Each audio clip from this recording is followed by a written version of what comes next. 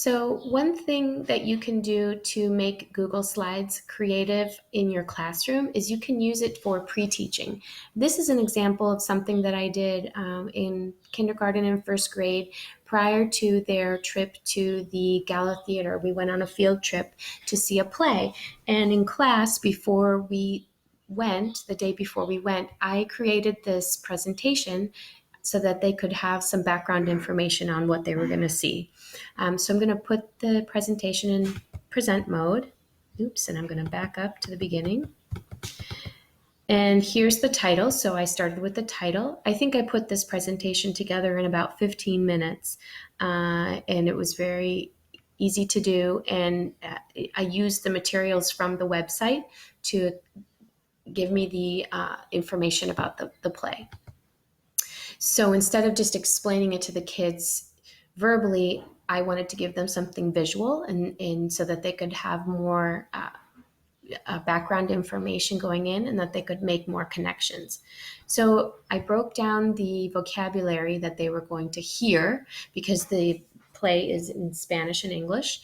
And since they are beginning Spanish speakers, I wanted to make sure that they were able to understand most of the content.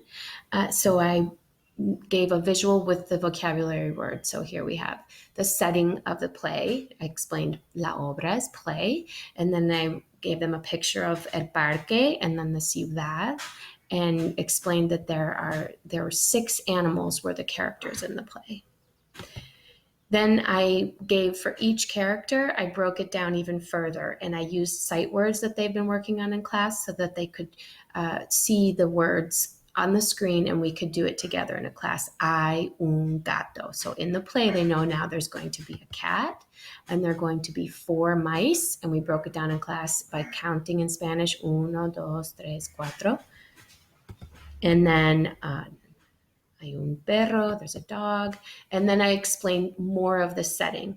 And I kept it in the simplest of terms, but that I wanted to focus on the main vocabulary that they were going to be hearing in the play.